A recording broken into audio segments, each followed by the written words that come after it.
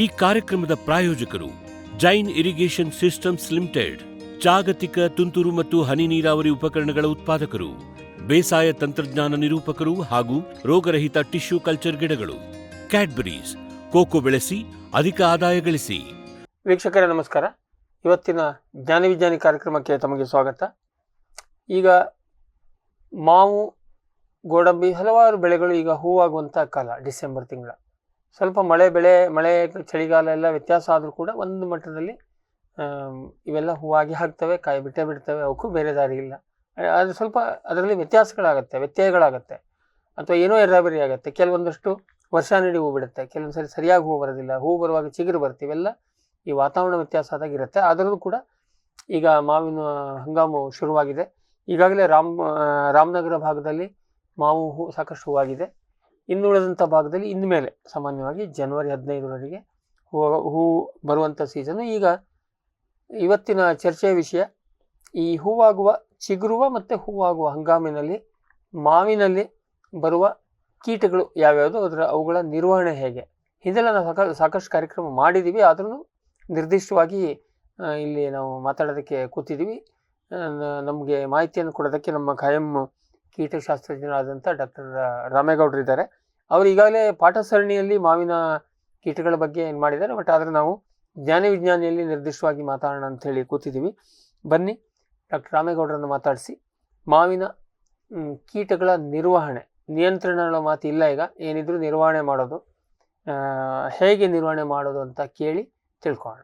Sir ನಮಸ್ಕಾರ. ನಮಸ್ತೆ. ಇವತ್ತಿನ ಜ್ಞಾನ ವಿಜ್ಞಾನಿ ಕಾರ್ಯಕ್ರಮಕ್ಕೆ ತಮಗೆ ಸ್ವಾಗತ. ಈಗಾಗಲೇ ನೀವು ನಿಮ್ಮ ಕೀಟಶಾಸ್ತ್ರ ಪಾಠ ಸರಣಿಯಲ್ಲಿ ಸಾಕಷ್ಟು ಕವರ್ ಮಾಡಿದ್ದೀರಿ. ಆದ್ರೂ ಇಲ್ಲಿ ನಾವು ನಿರ್ದಿಷ್ಟವಾಗಿ ನೋಡೋದಾದ್ರೆ ಈಗ ಮಾವಿನ ಹಂಗಾಮು ಹೋದ ವರ್ಷ ರೀಸನೇಬಲ್ ಚೆನ್ನಾಗಿತ್ತು, ಆನ್ ಏರಿಯಾ ಇತ್ತು ಸಾಕಷ್ಟು. ಆದ್ರೆ ಮಾರ್ಕೆಟಿಗೆ ಏನೇನೋ ಕಾರಣದಿಂದ ಹಣ್ಣು ಸಾಕಷ್ಟು ಬರಲಿಲ್ಲ. ಬಟ್ ಈ ವರ್ಷ ನಮ್ಮ ಮೊನ್ನೆ ಹಿಟ್ಲಮನಿ ಸರ್ ಹೇಳ್ತಾ ಇದ್ರು ಆನ್ ಇಯರು ಈಗ ಹೂವು ಶುರು ಆಗಿದೆ ಅಂತೇಳಿ. ಈಗ ನೀವು ನೋಡಿದಂತೆ, ಯಾಕೆ ನೀವು ಇದೇ ಮೈಸೂರು, ಬೆಂಗಳೂರು ರೂಟಲ್ಲಿ ಓಡಾಡ್ತಾ ಇರ್ತೀರಿ, ಮಾವಿನ ಹೂವಿನ ಹಂಗಾಮು ಶುರುವಾಗಿದೆ. ಈಗಾಗಲೇ ಚಿಗುರು ಬಂದಿದೆ, ಬಹಳಷ್ಟು ಕಡೆ ಹೂ ಕೂಡ ಬಂದಿದೆ. ಹಾಗಾಗಿ ಈ ವರ್ಷ ಮತ್ತೆ ಈ ವರ್ಷ ಚಿಗುರು ಹೂ ಎಲ್ಲ ಆಲ್ಮೋಸ್ಟ್ ಟೈಮ್ಲಿ ಬಂದಿರೋದಕ್ಕೆ ಕಾರಣ ಮಳೆ ಕಡಿಮೆ ಆದದ್ದು. ಮಾಯಿಶ್ಚರ್ ಇಲ್ಲದಕ್ಕೆ ಆಟೋಮೆಟಿಕ್ ಆಗಿ ಅತಿ ಹೆಚ್ಚು ಮಳೆ ಆದ್ರೆ ನಮಗೆ ಹೂ ಮುಂದೆ ಹೋಗ್ಬಿಡ್ತದೆ ಅಥವಾ ಚಿಗುರು ಮುಂದೆ ಹೋಗ್ತದೆ. ಅಕ್ಟೋಬರ್ ನವೆಂಬರ್ನಲ್ಲಿ ಭಾರಿ ಮಳೆ ಆದ್ರೆ ಆ ವರ್ಷ ಹೂ ಕಡಿಮೆ ಆಗ್ಬಿಡ್ತದೆ. ಬಟ್ ಈ ವರ್ಷ ನಮಗೆ ಅಕ್ಟೋಬರ್ ನವೆಂಬರ್ ನಲ್ಲಿ ಯಾವುದೇ ಮಳೆ ಇಲ್ಲ. ಹಾಗಾಗಿ ಒಳ್ಳೆ ಹೂ, ಚಿಗುರು, ಹೂವು ಎರಡೂ ಬರ್ತಾ ಇದೆ. ಚಿಗುರು ಇನ್ನೂ ಬಹಳ ಬರ್ಬೇಕು. ಚಿಗುರಷ್ಟೇ 90% ಬಂದಿದೆ. ಹೂ ಇನ್ನೂ ಒಂದು 10 to 15% ಹೂ ಬರಬೇಕು. ಬಟ್ ಸಾಮಾನ್ಯ ಜನವರಿ ಕೊನೆಯವರೆಗೂ ಕಂಟಿನ್ಯೂ ಆಗ್ತದೆ. ಇಲ್ಲಿಂದ ಶುರು ಆಗ್ತದೆ, ಮೇ ಬಿ ನಮ್ಮ ಮೈಸೂರು ಭಾಗದಿಂದನೇ ಶುರು ಆಗ್ತದೆ ಹೂ. ನಂತರ ಕ್ರಮೇಣವಾಗಿ ನಮ್ಮ ಕೋಲಾರದವರೆಗೆ ಹರಡ್ಕೋತದೆ. ಕೋಲಾರ ಕಟ್ಟಕಡೆ ನಮಗೆ ಮತ್ತೆ ಇವನು ಉತ್ತರ ಕರ್ನಾಟಕದಲ್ಲೂ ಕೂಡ ಲೇಟನೆ, ಮಧ್ಯಮ ಇದ್ರ ಎರಡು ನಡುವೆ ಅಲ್ಲಿ ಶುರು ಅದೇನೋ ವಾತಾವರಣದ ಟೆಂಪರೇಚರ್ ಇಂಪ್ಯಾಕ್ಟ್ ಆಗುತ್ತೆ. ಇದು ಬಹುಶಃ ಈ ರಾಮನಗರ ಈ ಭಾಗ ಭೂಮಿಯ ಇದು ಸಮುದ್ರ ಮಟ್ಟದಿಂದ ಕೆಳಕ್ಕಿದೆ ಅಂತೆ. ಅಂದ್ರೆ ಮೀನ್ ಸಿ ಲೆವೆಲ್ ರಾಮನಗರ ಕಡಿಮೆ ಇದೆಯಂತೆ. ಕಡಿಮೆ ಇದೆ. ಮೈಸೂರಿಗೆ ಕಂಪೇರ್ ಮಾಡಿದ್ರೆ ಕಡಿಮೆ ಇದೆ. ಮೈಸೂರು, ಬೆಂಗಳೂರು ಎತ್ತರ ಇದೆ. ಬೆಂಗಳೂರು ತುಂಬಾ ಎತ್ತರದಲ್ಲಿದೆ, ಹಿಂಗಿದೆ. ಮತ್ತೆ ಕೋಲಾರ ತುಂಬಾ ಕೆಳಕ್ಕಿದೆ. ಹಂಗೆ ಕೋಲಾರದಲ್ಲೂ ಮೊದಲೇ ಬರ್ಬೇಕಿತ್ತು. ಅಂದ್ರೆ ಟೆಂಪರೇಚರ್ ಒಂದ್ ಸ್ವಲ್ಪ ಆ ಕಡೆಗೆ ವೇರಿಯೇಷನ್. ಏನ್ ವ್ಯತ್ಯಾಸ ಅಂತೇಳಿ ಮಾವಿನ ಮರದ ಹತ್ರ ಕೇಳ್ಬೇಕು, ನಮಗೆ ಗೊತ್ತಿಲ್ಲ. ಈಗ ಸರ್, ಈಗ ಮಾವಿನ ಹಂಗಾಮಿನಲ್ಲಿ ಮುಖ್ಯವಾಗಿ ಈಗ ನಿಮ್ಮ ವಿಷಯಕ್ಕೆ ಬಂದ್ರೆ ಕೀಟ, ಈಗ ಚಿಗುರು ಬಂದಿದೆ. ಯಾವ ಹೊಸ ಚಿಗುರು ಬಂತು ಅಂದ್ರೆ ಅದ್ರ ಜೊತೆಗೆ ಬರುವಂತದ್ದು ಅಂದ್ರೆ ಇಷ್ಟು ದಿವಸ ಮಲ್ಕೊಂಡಿರುವಂತ ನಮ್ಮ ಜಿಗಿ ಹುಳ. ಇಷ್ಟು ದಿನ ನಮ್ಮ ಸಾಧು ಸನ್ಯಾಸಿಗಳು ಹಿಮಾಲಯದಲ್ಲಿ ಹೇಗೆ ನಿದ್ದೆ ಮಾಡ್ತಾ ಇರ್ತಾರೋ, ಇವರು ತೊಗಟೆನಲ್ಲಿ ನಿದ್ದೆ ಮಾಡ್ತಾ ಇರ್ತಾರೆ. ನೀವು ಚಿತ್ರದಲ್ಲಿ ಕೂಡ ಗಮನಿಸಬಹುದು. ಬಹಳ ನೀಟಾಗಿ ಮಲಗಿರ್ತಾರೆ ಇವ್ರು. ಆಲ್ಮೋಸ್ಟ್ ನಮ್ಮ ಲಾಸ್ಟ್ ಏಪ್ರಿಲ್, ಮೇ, ಜೂನ್ ನಲ್ಲಿ ಮಲ್ಗೋಕ್ ಶುರು ಮಾಡ್ತಾರೆ. ಸೆಪ್ಟೆಂಬರ್, ಅಕ್ಟೋಬರ್, ನವೆಂಬರ್ ಹೊರಗೆ ಅವ್ರು ಮಲಗಿರ್ತಾರೆ. ಆ ಟೈಮ್ ನಲ್ಲಿ ಏನು ಇದ್ ಮಾಡೋದಿಲ್ಲ, ಪ್ರೌಢಾವಸ್ಥೆನಲ್ಲಿ ಇರ್ತವೆ. ಈಗ ನಮ್ಮಲ್ಲೂ ಕೂಡ ಈ ಸಮಾಧಿ ಸ್ಥಿತಿ ಹೋದ್ರು ಅಂತ ಹೇಳ್ತಾರಲ್ಲ, ಅವ್ರು ಹೋದವ್ರು ಏನೋ ಸೇವಿಸೋದಿಲ್ಲ. ಅದೇ ರೀತಿ ಇವರು ಕೂಡ ಏನೋ ಸೇವಿಸೋದಿಲ್ಲ. ಅತ್ಯಂತ ಕಡಿಮೆ ಉಸಿರಾಟ, ಉಸಿರಾಟ ಕಡಿಮೆ ಆಯ್ತು ಅಂದ್ರೆ ಆಟೋಮೆಟಿಕ್ ಆಗಿ ನಿಮ್ಮ ಮೆಟಬಾಲಿಸಮ್ ಕಡಿಮೆ ಆಗ್ತದೆ. ಹಾಗಾಗಿ ಏನು ತಿನ್ಬೇಕಾದ ಅವಶ್ಯಕತೆ ಇಲ್ಲ. ಒಳಗಿರುವಂತ ಅವುಗಳ ಫ್ಯಾಟ್ ಸ್ಟೋರೇಜ್ ಫ್ಯಾಟ್ ಅಂತ ಏನ್ ಹೇಳ್ತೀವಿ, ನಮ್ಮಲ್ಲಿ ಚರ್ಬಿ ಅಂತ ಹೇಳ್ತೀವಿ, ಅದಕ್ಕೆ ನೈಸರ್ಗಿಕ ಅಡಾಪ್ಷನ್, ನೈಸರ್ಗಿಕವಾಗಿ ಇರುವಂತದ್ದು. ಮತ್ತೆ ಇವು ಯಾಕೆ ಈ ಹಂತದಲ್ಲಿ ನಿದ್ರಾವಸ್ಥೆಗೆ ಹೋಗ್ತವೆ ಅನ್ನೋದಕ್ಕೆ ಪ್ರಥಮ ಕಾರಣ ಮೋಸ್ಟ್ಲಿ ನಾನು ಪಾಠ ಸರಳಿನಲ್ಲೂ ಹೇಳಿದ್ದೀನಿ. ಈ ಮಳೆಗಾಲದಲ್ಲಿ ನಮ್ಗೆ ಹೊಸ ಚಿಗುರು ಅಷ್ಟು ವ್ಯಾಪಕವಾಗಿ ಇರೋದಿಲ್ಲ, ಹೊಸ ಚಿಗುರು ಇರೋದಿಲ್ಲ, ಹೂ ಇರೋದಿಲ್ಲ. ಇದು ಬೆಳವಣಿಗೆ ಆಗ್ಬೇಕು, ಮೊಟ್ಟೆ ಇಡೋದಕ್ಕೆ ಇದಕ್ಕೆ ಹೊಸ ಚಿಗುರು ಬೇಕು, ಎಳೆ ಕುಡಿಬೇಕು ಅಥವಾ ಹೂವಿನ ಕುಡಿಬೇಕು. ಇವಿದ್ರೆ ಮಾತ್ರ ಮೊಟ್ಟೆ ಇಡುತ್ತೆ, ಇವಿಲ್ಲ ಅಂದ್ರೆ ಮೊಟ್ಟೆ ಇಡೋದಿಲ್ಲ. ಹಾಗಾಗಿ ಈ ಅವಸ್ಥೆನೆಲ್ಲ ಯಾಗೂ ನಾವು ವಂಶಾಭಿವೃದ್ಧಿ ಮಾಡೋಕ್ಕಾಗೋದಿಲ್ಲ, ಅಲ್ಲೋಗಿ ಮಲ್ಕೊಂಡ್ಬಿಡೋಣ ಅಂತೇಳಿ ಮಲ್ಕೊಂಡ್ಬಿಡ್ತಾರೆ. ಈ ಹೊಸ ಚಿಗುರು ಬಂದ ತಕ್ಷಣ ಅವು ಆಕ್ಟಿವೇಟ್ ಆಗಿ ವಾಪಸ್ ಇಲ್ಲಿಗೆ ಬರ್ತವೆ. ಓಕೆ, ಅವು ಆಚೆ ಬಂದು ನೋಡ್ತಾ ಇರ್ತಾವ, ಹೆಂಗ್ ಗೊತ್ತಾಗ್ತಾವ? ಇಲ್ಲ, ಆ ರೀತಿ ಏನಿಲ್ಲ. ಮೇ ಬಿ ಗಿಡದಲ್ಲೇ ಅದರದೇ ಆದಂತ ಒಂದು ವಾಸನೆಯ ಪ್ರಪಂಚ ಇದೆ. ಇತ್ತೀಚೆಗೆ ಅದನ್ನ ವೆರಿ ಪರ್ಫೆಕ್ಟ್ ಆಗಿ ನಮ್ಮಲ್ಲಿ ಡಿಟೆಕ್ಟ್ ಮಾಡಿದ್ದಾರೆ ಕೆಲವೊಂದಷ್ಟು ಕೀಟಗಳಲ್ಲಿ. ಈ ವಾಸನೆಯ ಪ್ರಪಂಚದಲ್ಲೇ ಅವು ನಮಗ್ ಗೊತ್ತಾಗೋದಿಲ್ಲ, ಮಲ್ಕೊಂಡಲ್ಲೇ ಗೊತ್ತಾಗ್ತದೆ ಈಗ ಚಿಗುರು ಬಂದಿದೆ. ಆ ವಾಸನೆ ಕೆಮಿಕಲ್ ಸಿಗ್ನಲ್ಸ್ ಅಂತ ಹೇಳ್ತೀವಿ. ಮೇ ಬಿ ಅದು ದಿನವೆಲ್ಲ ಪೂರ್ತಿ ಇರೋದಿಲ್ಲ, ಯಾವುದೋ ಒಂದು ದಿನದ ಯಾವುದೋ ಒಂದು ಕ್ಷಣದಲ್ಲಿ ಈ ಗಾಳಿಯ ಒತ್ತಡ ಇವೆಲ್ಲ ವ್ಯತ್ಯಾಸ. ಈಗ ಮಾವು ಇದು ಹೂವಾದಾಗಲೂ ಫುಲ್ ಹೂವಾದಾಗ ಹೋದ್ರೆ ನಮ್ಗೆ ನಮ್ಮ ಮೂಗಿಗೆ ಹೊಡೆಯುತ್ತೆ. ಅದ್ರೊಳಗೆ ಮಲ್ಕೊಂಡಿದ್ದ ಹುಳಕ್ಕಂತೂ ಗೊತ್ತಾಗಿ ಖಂಡಿತ ಆ ವಿಷಯದಲ್ಲಿ ನಾವು ಬಹಳ ಎಳೆ ಚಿಗುರು ಕೂಡ ಅದರದ್ದೇ ಸ್ಮೆಲ್. ಹೌದು ಅದೇ ಟಿಪಿಕಲ್ ಸಿಗ್ನೇಚರ್ಸ್ ಇರ್ತವೆ. ಆ ಸ್ಮೆಲ್ಗೆ ಅವು ಎಚ್ಚರ ಆಗ್ತವೆ. ನಮಗೆ ಮತ್ತೆ ಅವು ಒಂದು ಗುಂಪಿಗೆ ಗೊತ್ತಾದದನ್ನ ತಾನು ಹರಡುತ್ತದೆ. ಅದ್ರ ಚಟುವಟಿಕೆ ಬಂತು ಅಂದ್ರೆ ಆಟೋಮೆಟಿಕ್ ಆಗಿ it will send signals to some other group also. ಒಂದು ಮರದಲ್ಲಿ ಹೆದ್ರು ಅಂದ್ರೆ ಸಾಕು, ಇನ್ನೆಲ್ಲಾ ಮರದವ್ರು ಮನುಷ್ಯರಲ್ಲಾದ್ರೆ ತಾನೊಬ್ಬನೇ ತಿನ್ಕೊಳ್ಳುವ ಅಂತೇಳಿ ಬೇರೆಯವ್ರಿಗೆ ಹೇಳದೇನೆ ಹೋಗ್ತವೆ, ಎಲ್ಲರಿಗೂ ಹೇಳ್ಕೊಂಡು ಮೋಸ್ಟ್ಲಿ ಆ ಒಂದು ಇದು ಅದರಲ್ಲಿ ಇದೆ, ಸಾಮೂಹಿಕವಾಗಿ ಅವು ಎಚ್ಚರಿಸ್ತವೆ. ಓಕೆ, ಹಾಗೆ ಮಾಡಿ ಈಗ ನೀವ್ ಹೇಳೋದು ಮುಖ್ಯವಾಗಿ ಜಿಗಿ ಹುಳ ಫಸ್ಟ್ ಬರುವಂತದ್ದೇ ಜಿಗಿ ಹುಳ. ಅದ್ರ ಜೊತೆಗೆ ಏನಾದ್ರೂ ನಮ್ಮಲ್ಲಿ ಜಿಗಿ ಈ ಹುಳಕ್ಕೆ ವಿಶೇಷವಾಗಿ ಅಷ್ಟು ಜೋರ್ ಜಿಗಿಯೋದಿಲ್ಲ. ಇದು ಅಂಟಿಗೆ ಇದು ಜಿಗಿ ಹುಳ ಅನ್ನೋ ಅನ್ವರ್ಥಕವಾಗಿ ತಗೊಂಡಿದೆ. ಇದು ಸುರ್ಸುವಂತ ಇದು ಹೆಚ್ಚಾಗಿ ರಸನೇ ಇರ್ತದೆ. ಅಷ್ಟು ರಸ ಅದ್ರೊಳಗೆ ಇಟ್ಕೊಂಡ್ರೆ ಮತ್ತೆ ತುಂಬಾ ತಿನ್ನೋಕ್ ಆಗೋದಿಲ್ಲ. ಅದಕ್ಕೋಸ್ಕರ ಇವು ಎಕ್ಸ್ಟ್ರಾ ನೀರನ್ನ ಶೋಧಿಸಿ ಫಿಲ್ಟರ್ ಮಾಡಿ ಹೊರಗೆ ಹಾಕ್ಬಿಡ್ತವೆ, ಆಚೆ ಹಾಕ್ತವೆ. ಸೊ ದಟ್ ಜಾಸ್ತಿ ರಸ ಇರೋದಕ್ಕೆ ಅನುಕೂಲ ಆಗ್ಲಿ ಅಂತೇಳಿ ಆ ಎಕ್ಸ್ಟ್ರಾ ಹಾಕಿದ ನೀರಿನಲ್ಲಿ ಒಂದ್ ಸ್ವಲ್ಪ ಮಟ್ಟದ ಸಕ್ಕರೆ ಪ್ರಮಾಣ ಬರುತ್ತೆ, ಅದು ಅಂಟಾಗತ್ತೆ. ಆ ಅಂಟಾದದ್ದು ನಮ್ಗೆ ಜಿಗಿ ಆಗತ್ತೆ. ಅದ್ರ ಮೇಲೆ ಶಿಲೀಂಧ್ರ ಬೆಳೀತದೆ. ಮತ್ತೆ ಇತ್ತೀಚಿನ ದಿನಗಳಲ್ಲಿ ನಮ್ಮ ಒಂದು ಅಬ್ಸರ್ವೇಷನ್ ಅಲ್ಲಿ ಮಾವುಗುನು ಕೂಡ ಜೇನು ಹುಳಗಳು ಬಹಳ ಹೋಗ್ತವೆ. ಅದು ಹೂ ಬಂದಾಗ ಜಾಸ್ತಿ ಹೋದ್ರೆ ನಮ್ಮ ಜೇನು ಹುಳುಗಳ ಅದರಲ್ಲಿ ಪರಾಗ ಅಥವಾ ಅದರಲ್ಲಿರೋ ಮಕರಂದಕ್ಕೆ ಹೋಗೋದಿಲ್ಲ. ಆ ಮಕರಂದನು ಕೂಡ ಎಲೆನಲ್ಲಿ ಸಿಗುವಂತ ಮಕರಂದನ ತಗೋಬರ್ತೇವೆ ಹೊರತು ಹೂವಿನಲ್ಲಿ ಮಕರಂದಕ್ಕೆ ಹೋಗೋದಿಲ್ಲ. ಯಾಕೆಂದ್ರೆ ಇದ್ರ ಬಾಯಿ ಅಲ್ಲಿ ಹೊಳಕ್ ಹೋಗೋದಕ್ಕಾಗೋದಿಲ್ಲ. ಸಣ್ಣ ಹೂ, ದೊಡ್ಡ ಜೇನುಗಳು ಎಸ್ಪೆಷಲಿ ಹೆಜ್ಜೇನು ಮತ್ತೆ ನಮ್ಮ ತುಡುವೆ ಜೇನು ಹೋಗೋದಿಲ್ಲ. ನಮ್ಮ ನುಸ್ರಿ ಜೇನು ಹೋಗ್ತದೆ ಸ್ವಲ್ಪ ಮಟ್ಟಿಗೆ. ಆದ್ರೆ ಇತ್ತೀಚೆಗೆ ಈ ಜಿಗಿ ಮೇಲೂ ಕೂಡ ನಮ್ಮ ಜೇನುನೊಣಗಳು ಬಹಳ ಮಕರಂದ ಅಲ್ಲಿಂದ ಸಂಗ್ರಹಿಸ್ತದೆ. ಅದು ಅದು ಬಹಳ ಖುಷಿಯಾಗಿ ಸಂಗ್ರಹಿಸ್ತಾ ಇದ್ದಾವೆ. ಬಹಳಷ್ಟು ನನ್ನ ಅಬ್ಸರ್ವೇಷನ್ ಬಹಳ ಸರಳವಾಗಿ ಸಿಗುತ್ತೆ. ಬೇರೆ ಕಡೆ ಆದ್ರೆ ಹೋಗಿ ಎತ್ಕೊಳ್ಬೇಕು, ಇದಾಗಿಲ್ಲ ಸುಮ್ನೆ ಈಗ JCB ಬಂದು ಮಣ್ಣು ಎತ್ಕೊಂಡು ಹೋಗ್ತಲ್ಲ, ಆ ರೀತಿ ಆಗ್ತದೆ. ಆ ರೀತಿ ಇದೆ ಅಬ್ಸರ್ವೇಷನ್. ಸೊ ಹಾಗಾಗಿ ಜಿಗಿಯನ್ನ ಬಿಡುಗಡೆ ಮಾಡೋದಕ್ಕೆ ಅದು ಜಿಗಿ ಹುಳ ಅಂಟು. ಸೊ ಇವೆಲ್ಲ ಏನ್ ಕೇಳಿದ್ರೆ ಸುಪ್ತಾವಸ್ಥೆಯಲ್ಲಿ ಇರುತ್ತೆ. ಈಗ ಬಂದ್ ಕೂಡಲೇ ಅದು ಎಚ್ಚರ ಆಗ್ತದೆ. ಎಚ್ಚರಾಗಿ ಫಸ್ಟ್ 1-2-3 ದಿನ ಅಷ್ಟೇ ಅವು ರಸ ಇರೋದು. ತಕ್ಷಣ ಅವು ಫಸ್ಟ್ ಮಾಡುವಂತ ಕೆಲಸ ಅಂದ್ರೆ ಮೊಟ್ಟೆ ಇಡೋದಕ್ಕೆ ಶುರು ಮಾಡಿ. ಯಾಕೆಂದ್ರೆ ಅಷ್ಟು ದಿವಸದಿಂದ ರೆಸ್ಟ್ ಅಲ್ಲಿ ಇದ್ದದಕ್ಕೆ ಆಹಾರ ಇರೋದಿಲ್ಲ. 1-2 ದಿನದ 3 ದಿನದ್ದು ಆಹಾರ ಆಗ್ಬೇಕು.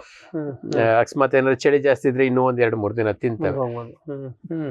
ಕನಿಷ್ಠ ಒಂದು ಮ್ಯಾಕ್ಸಿಮಮ್ ಅಂದ್ರೆ 1 ವಾರ ಅಷ್ಟೇ ಅವು ರಸ ಇರ್ತವೆ. ನಂತರ ಇಮಿಡಿಯೇಟ್ ಆಗಿ ಫಸ್ಟ್ ಪ್ರಯಾರಿಟಿ ಅವು ಮೊಟ್ಟೆ ಇಡೋದು. ಯಾಕೆಂದ್ರೆ ಮೊಟ್ಟೆ ಇಟ್ಟು ಮರಿಯಾಗಿ ಬಂದ್ಮೇಲೆ ಕಂಟಿನ್ಯೂಸ್ ಆಗಿ ರಸ ಇರೋದು ಶುರು ಆಗ್ತದೆ. ಇವತ್ತು ಈ ನವೆಂಬರ್-ಡಿಸೆಂಬರ್ ನಿಂದ ಶುರು ಮಾಡಿಕೊಂಡು ನೆಕ್ಸ್ಟ್ ಜನವರಿ-ಫೆಬ್ರವರಿವರೆಗೆ ಅದು ಮ್ಯಾಕ್ಸಿಮಮ್ ಅಂದ್ರೆ ನಮಗೆ ಒಂದು ಏನು ಬಟಾಣಿ ಗಾತ್ರದ ಈಚಾಗೋವರೆಗೂ ಕೂಡ ಇವು ಕಂಟಿನ್ಯೂಸ್ ಆಗಿ ಎಳೆ ಚಿಗುರು ಇರ್ಬೋದು, ಅಥವಾ ಎಲೆಗಳ ಕಾಂಡ ಇರ್ಬೋದು, ತೊಟ್ಟಿರ್ಬೋದು, ಅಥವಾ ಹೂಗಳ ಗೊಂಚಲಿನ ತೊಟ್ಟಿರ್ಬೋದು, ಅಥವಾ ಹೂಗಳೇ ಆಗಿರ್ಬೋದು, ಅಥವಾ ಎಳೆ ಕಾಯಿಗಳಾಗಿರ್ಬೋದು. ಬಟಾಣಿ ಗಾತ್ರದ ಕಾಯಿ ಅದಕ್ಕಿಂತ ಜಾಸ್ತಿ ಆದ್ರೆ ಅದ್ರ ಮೇಲೆ ಹೋಗೋದಿಲ್ಲ. ಇವು ಕೂತ್ಕೋತವೆ. ತುಂಬಾ ಅತಿ ಆದಾಗ ಈವನ್ ಅದು ನಿಂಬೆಹಣ್ಣು ಗಾತ್ರ ಹೋದ್ರೂ ಕೂಡ ಅಲ್ಲಿಂದನೂ ಕೂಡ ರಸ ಇರೋದನ್ನ ನೋಡಿದೀವಿ ನಾವು. ಸಂಖ್ಯೆ ಮೇಲೆ ಡಿಪೆಂಡ್. ಸಂಖ್ಯೆ ಮೇಲೆ ಮಾಡಿ ರಸ ಇರ್ತವೆ. ರಸ ಇರೋದ್ರಿಂದ ಹೂವು ಕಟ್ತದೆ, ಚಿಗುರು ಕಟ್ತದೆ. ರಸ ಇರೋದ್ರಿಂದ ವೆರಿ ಫಸ್ಟ್ ಈ ಎಲೆ ಇದ್ದಂತ ಅಂತರದಲ್ಲಿ ವೆರಿ ಫಸ್ಟ್ ಎಲೆಗಳ ತುದಿಗಳು ಮತ್ತೆ ಎಲೆಗಳ ಹಂಚುಗಳು ಹಳದಿ ಆಗ್ತವೆ. ಆಮೇಲಿಂದ ಅವು ಕಂದು ಬಣ್ಣಕ್ಕೆ ಒಣಗ್ತವೆ. ಅದು ಒಣಗೋಷ್ಟ್ರೊಳಗೆ ಇಲ್ಲಿ ಆಲ್ರೆಡಿ ಇವು ಆ ತೊಟ್ಟುಗಳ ಮೇಲೆ ಅಥವಾ ಕಾಂಡಗಳ ಮೇಲೆ, ಕುಡಿಗಳ ಮೇಲೆ ಇವು ಚುಚ್ಚಿ ರಸ ಇರ್ತಾ ಇರೋದ್ರಿಂದ ಅವು ಒಣಗಕ್ಕೆ ಶುರುವಾಗ್ತವೆ. ಅವುಗಳ ಮೇಲೆಲ್ಲ ಒಂದು ಕಪ್ಪು ಚುಕ್ಕೆಗಳ ತರ ಉದ್ದುದ್ದು ಗೆರೆಗಳ ತರ ಕಾಣಿಸಕ್ ಶುರುವಾಗ್ತದೆ. ಅಲ್ಲೂ ನಾವು ನಿರ್ವಹಣೆ ಮಾಡ್ಲಿಲ್ಲ ಅಂದ್ರೆ ಮೊದಲನೇ ಸಂತತಿ ಈಚೆಗೆ ಬಂದು ಎರಡನೇ ಸಂತತಿ ಮೂರನೇ ಸಂತತಿಗೆ ಬಂದ್ಬಿಡುತ್ತೆ. ಮೂರನೇ ಸಂತತಿ ಬಂತು ಅಂದ್ರೆ ಆಲ್ಮೋಸ್ಟ್ ಎಲ್ಲ ಕವರ್ ಆಗ್ಬಿಡುತ್ತೆ. ಸಾಮಾನ್ಯವಾಗಿ ಇದ್ರದ್ದು ಲೈಫ್ ಸೈಕಲ್ ಎಷ್ಟು? ಲೈಫ್ ಸೈಕಲ್ ಈಗ ಸಾಧಾರಣವಾಗಿ ನಮ್ಮ ಜಿಗಿ ಹುಳ ಈ ಅವಸ್ಥೆಗೆ ಬಂದ ಮೇಲೆ ಒಂದು ಮೊಟ್ಟೆ ಇಟ್ಟದ್ರಿಂದ ಸುಮಾರು 5 ಹಂತಗಳನ್ನ ಮುಗಿಸುತ್ತೆ. 5 ಹಂತಗಳನ್ನು ಪ್ರತಿ ಹಂತನೂ ಒಂದು 2 ರಿಂದ 3 ದಿನ ಅಷ್ಟೇ. ಒಂದು 7 ರಿಂದ 15 ದಿನಗಳಲ್ಲಿ ಇದ್ರದ ಅಪ್ಸರಾವಸ್ಥೆ ಮುಗಿದೋಗ್ತದೆ. ಅಷ್ಟೇ. ಅಲ್ಲಿಂದ ನೆಕ್ಸ್ಟ್ ಒಂದು 7 ರಿಂದ 10 ದಿನಗಳವರೆಗೆ ಅಷ್ಟೇ ಈ ಪ್ರೌಢ ಇದು ಇರುತ್ತೆ. ನಮ್ಮಲ್ಲಿ ಈ ನಿದ್ರಾವಸ್ಥೆಗೆ ಹೋಗೋದು ಏಪ್ರಿಲ್ ಮೇ ಜೂನ್ ಅಲ್ಲಿ ನಿದ್ರಾವಸ್ಥೆಗೆ ಹೋಗಿ ಅಕ್ಟೋಬರ್ ಬರೋದಷ್ಟೇ ಲಾಂಗ್ ಲೀವ್ಡ್. ಇನ್ ಬೇರೆವೆಲ್ಲ ಒಂದು ತಿಂಗಳ ಒಳಗೆ 30 ದಿನ ಅತಿ ಹೆಚ್ಚು. ಚಳಿ ಜಾಸ್ತಿ ಇದ್ರೆ 30 ದಿನ, ಚಳಿ ಕಡಿಮೆ ಇತ್ತು ಅಂತಂದ್ರೆ 25 ದಿನ. ಅಂದ್ರೆ ಒಂದು ಸುಮಾರು ಒಂದು ಕೊನೆ ಪಕ್ಷ ಒಂದು 5-6 ಜನರೇಷನ್ ಅಂತೂ ಈ ಸೀಸನ್ ಅಲ್ಲಿ ಕನಿಷ್ಠ 2 ರಿಂದ 3 ಹೂ ಏನಾದ್ರು ವ್ಯತ್ಯಾಸಗಳಿದ್ರೆ, ಒಂದು ಮರದಲ್ಲಿ ಕಡಿಮೆ ಒಂದು ಮರದಲ್ಲಿ ಜಾಸ್ತಿ ಇತ್ತು, ಅಲ್ಲಿ ಹೂ ಜಾಸ್ತಿ ಬಂತು, ಅಥವಾ ಹಿಂಗೆ ಸ್ಟ್ಯಾಗರ್ಡ್ ಫ್ಲವರಿಂಗ್ ಇತ್ತು ಅಂತಂದ್ರೆ ಈ ಚಿಗುರು ಮತ್ತೆ ಹೂ ಸ್ಟ್ಯಾಗರ್ಡ್ ಇಟ್ಬಿಡ್ತು ಅಂದ್ರೆ ಈವನ್ 5 ಜನರೇಷನ್ ವರೆಗೂ ಇದು ಕಂಟಿನ್ಯೂ ಮಾಡುತ್ತೆ. ಹಂತಗಳಿರ್ಬೇಕಷ್ಟೇ ನಮಗೆ ಈ ಸೀಸನ್ ಅಲ್ಲಿ. ಮತ್ತೆ ಇವತ್ತಿನ ದಿನಗಳಲ್ಲಿ ಏನಾಗಿದೆ, ವರ್ಷ ಪೂರ್ತಿ ನಾವು ಮಾವು ತೆಗಿಬೇಕು ಅಂತ ಹೇಳ್ಬಿಟ್ಟು ಕೆಲವರು ಪ್ರೂನಿಂಗು ಅಥವಾ ಕೆಲವು ಹಾರ್ಮೋನಲ್ಲು ಅಥವಾ ಈ ಮಾಯಿಶ್ಚರ್ ಸ್ಟ್ರೆಸ್ ಇಂಥವನ್ನ ಇಂಡ್ಯೂಸ್ ಮಾಡಿ ಏನೇನೋ ಮಾಡ್ತಾ ಇದ್ದಾರೆ. ಈ ಒಂದು ಪರಿಣಾಮಗಳು ನಮ್ಮ ಈ ಜಿಗಿ ಹುಳಗ್ ಬಹಳ ಪೂರಕವಾಗಿದ್ದಾವೆ. ಮತ್ತೆ ಹೆಚ್ಚು ಅವಕಾಶಗಳು ಸಿಗ್ತಾ ಇದಾವೆ. ನಮ್ಗೆ ಹಾವಳಿ ಜಾಸ್ತಿ ಆಗ್ತಾ ಇದೆ. ಈಗ ಲಾಸ್ಟ್ ಇಯರ್ ನೀವು ಹೇಳ್ತಾ ಇದ್ರಿ ನಮ್ಮ ಏನು ಮಾವು ಹೂ ಬಂತು ಚೆನ್ನಾಗಿ, ಆದ್ರೆ ಮಾರುಕಟ್ಟೆಗೆ ಬಹಳಷ್ಟು ಮಾವು ಬರಲಿಲ್ಲ. ಕಾರಣ ಇದು ಅಂತಂದ್ರೆ ಹೋದ ವರ್ಷನೂ ಕೂಡ ನಮ್ಮ ಜಿಗಿ ಹುಳದ ಹಾವಳಿ ತುಂಬಾ ಜಾಸ್ತಿ ಬಹಳ ಇತ್ತು. ಕಾರಣ ಏನಂದ್ರೆ ಹೋದ ವರ್ಷದ ಸೆಪ್ಟೆಂಬರ್ ಅಕ್ಟೋಬರ್ ನಲ್ಲಿ ಸ್ವಲ್ಪ ಮಳೆ ಆಯ್ತು. ಆ ಮಳೆ ಬಂದದ್ದು, ಮಳೆ ಮೋಡ ಬಂದ್ರೆ ಹೂ ಚಿಗುರಿರುವಂತ ಕಾಲದಲ್ಲಿ ಇವುಗಳಿಗೆ ಬಹಳ ಪೂರಕವಾದಂತ ವಾತಾವರಣ. ಹಾಗಾಗಿ ಅದು ಜಾಸ್ತಿ ಆಯ್ತು. ಬಹಳಷ್ಟು ಜನ ಸಿದ್ಧರಾಗಿರ್ಲಿಲ್ಲ. ಈ ವರ್ಷ ಮಾರ್ಕೆಟ್ ಇಲ್ಲ ಅಥವಾ ಈ ವರ್ಷ ಹೂ ಬರ್ತದೆ, ನಾವು ಸ್ಪ್ರೇ ಮಾಡಬೇಕು ಅನ್ನೋ ಸಿದ್ಧತೆನಲ್ಲಿ ಇರ್ಲಿಲ್ಲ, ಏನೂ ಮಾಡ್ಲಿಲ್ಲ, ಬಿಟ್ರು ಹುಳುಗಳ ಸಂಖ್ಯೆ ಜಾಸ್ತಿ ಆಯ್ತು. ಕಡೆಗೆ ಅವರು ಬಹಳಷ್ಟು ಸಲ ಏನ್ ಮಾಡಿದ್ರು, ಕೀಟನಾಶಕಕ್ಕೆ ಹೋದ್ರು. ಬಹಳಷ್ಟು ಸಲ ಕೀಟನಾಶಕಗಳು ಇವತ್ತು ಗುಣಮಟ್ಟ ನಾವು ಹೇಳ್ಕೊಳ್ಳೋ ರೀತಿ ಇಲ್ಲ. ಮತ್ತೆ ನಾನು ವೈಯಕ್ತಿಕವಾಗಿ ಈ ಕಾಂಬಿ ಪ್ರಾಡಕ್ಟ್ಸ್ ಗಳನ್ನ ಹೇಳೋದಿಲ್ಲ. ಅತಿ ಹೆಚ್ಚಿನ ಪ್ರಮಾಣದ ಕಾಂಬಿ ಪ್ರಾಡಕ್ಟ್ಗಳು ಲಾಸ್ಟ್ ಇಯರ್ ಸೇಲ್ ಆಗಿದ್ದಾವೆ. ಮತ್ತೆ ಕೆಲವೊಂದಷ್ಟು ವಿಸ್ತರಣಾ ತಜ್ಞರು ಅದನ್ನೇ ಕಾಂಬಿ ಪ್ರಾಡಕ್ಟ್ಸ್ ನೇ ಹೇಳ್ತಾ ಇದಾರೆ. ಯಾಕಂದ್ರೆ ಮಾರ್ಕೆಟ್ ಅಲ್ಲಿ ಯಾವ್ದು ಲಭ್ಯ ಇರುತ್ತೋ ಅವ್ರು ಹೇಳ್ತಾರೆ, ಅವ್ರನ್ನೇನ್ ತಪ್ಪಿಲ್ಲ.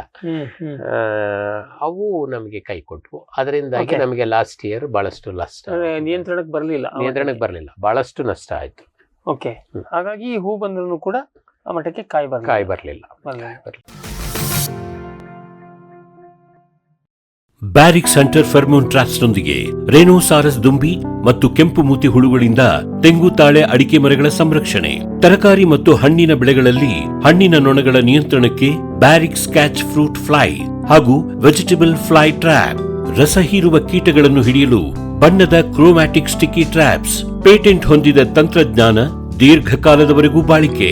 ಕೀಟನಾಶಕಗಳಿಗೆ ಪರ್ಯಾಯ, ಪರಿಸರಕ್ಕೆ ಪೂರಕ. ಸುಸ್ಥಿರ ಸಾವಯವ ಕೃಷಿಗಾಗಿ ಬ್ಯಾರಿಕ್ಸ್. ವೆಟ್ ಗಿಡಮೂಲಿಕಾ ಉತ್ಪನ್ನಗಳು. ಬೋವಿಟೋನ್ ವೆಟ್ 33 ಗಿಡಮೂಲಿಕೆಗಳ ಜಾನುವಾರು ಆರೋಗ್ಯವರ್ಧಕ ಟಾನಿಕ್. ದೂದ್ ಪ್ಲಸ್ ಅಧಿಕ ಹಾಲು, ಡಿಗ್ರಿ ಮತ್ತು ಫ್ಯಾಟ್. ರಾಸು ಸುಲಭವಾಗಿ ಹಾಲಿಳಿಸುತ್ತದೆ.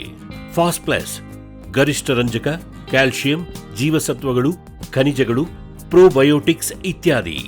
ಹಸು, ಎತ್ತು, ಎಮ್ಮೆ, ಕೋಣ, ಹಂದಿ, ಕುರಿ, ಆಡು, ಕೋಳಿಗಳಿಗೆ ವೆಟ್ ಪೆಟ್ ಫಾರ್ಮುಲೇಷನ್ಸ್ ಉತ್ಪಾದನೆ, ಶ್ರಮಜೀವಿಯಿಂದ ಸರಬರಾಜು, ಜಾಣ ಹೈನುಗಾರನ ಜಾಣ್ಮೆಯ ಆಯ್ಕೆ ವೆಟ್ ಪೆಟ್ ಉತ್ಪನ್ನಗಳು. ಜೈನ್ ಇರಿಗೇಷನ್ ಸಿಸ್ಟಮ್ಸ್ ಲಿಮಿಟೆಡ್ ಭಾರತದ ಹನಿ ನೀರಾವರಿ ತಂತ್ರಜ್ಞಾನದ ಪ್ರಥಮ ಪ್ರವರ್ತಕ, ಜಗತ್ತಿನ ಅತಿ ದೊಡ್ಡ ಸ್ಪ್ರಿಂಕ್ಲರ್ಸ್ ಉತ್ಪಾದಕ ಕಂಪನಿ. ಸಂರಕ್ಷಿತ ಕೃಷಿಯಲ್ಲಿ ಹಸಿರು ಮನೆಗಾಗಿ ಮಿಸ್ಟರ್, ಫಾಗರ್, ಫ್ಯಾನ್ ಮತ್ತು ಪ್ಯಾಡ್ ಹಾಗೂ ನೆರಳು ಮನೆ, ಸ್ವಯಂ ಚಾಲಿತ ನೀರಾವರಿ ವ್ಯವಸ್ಥೆ ಮತ್ತು ರಸಾವರಿ ತಂತ್ರಜ್ಞಾನ. ಕೃಷಿಯಲ್ಲಿ ನೀರಿನ ಸಮರ್ಪಕ ಬಳಕೆ ಹಾಗೂ ಉಳಿತಾಯಕ್ಕೆ ಮತ್ತೊಂದು ಹೆಸರು ಜೈನ್. ವೆಟ್ ಪೆಟ್ ಗಿಡಮೂಲಿಕಾ ಉತ್ಪನ್ನಗಳು, ಮೇಷ ಟಾನಿಕ್, ಕುರಿ ಮತ್ತು ಆಡುಗಳ ಒತ್ತಡ, ರೋಗ, ಕ್ರಿಮಿ ನಿವಾರಕ, ಹೆಚ್ಚಿನ ಬೆಳವಣಿಗೆ.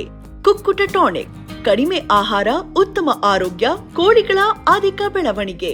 ಕೆಚ್ಚಲು ಕೇರ್, ಕೆಚ್ಚಲು ಬಾವು ಬರದಂತೆ ತಡೆಯಲು, ಬಂದರೆ ಬಾವು ನೋವು ಶಮನಕ್ಕೆ. ವೆಟ್ ಪೆಟ್ ಉತ್ಪಾದನೆ, ಶ್ರಮಜೀವಿಯಿಂದ ಸರಬರಾಜು, ಜಾಣ ಹೈನುಗಾರನ ಜಾಣ್ಮೆಯ ಆಯ್ಕೆ ವೆಟ್ ಪೆಟ್ ಉತ್ಪನ್ನಗಳು. ಜೈನ್ಸ್ ಜಗತ್ತಿನ ಅತಿದೊಡ್ಡ ಅಂಗಾಂಶ ಕೃಷಿ ಪ್ರಯೋಗಾಲಯ ಹಾಗೂ ಟಿಸಿ ಗಿಡಗಳ ಉತ್ಪಾದಕರು.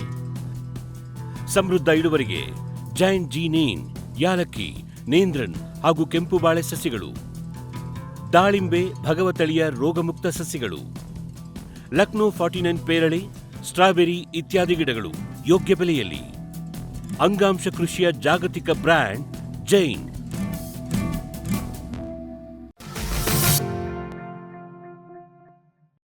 ಸರ್, ಈಗ ಈ ಜಿಗಿ ಹುಳ ಅಂತೂ ಇದು ತೀರಾ ಕಾಮನ್ ಆಗಿದೆ ಮಾವಿನಲ್ಲಿ. ಇದರದ್ದು ನಿರ್ವಹಣೆ ಹೇಗೆ?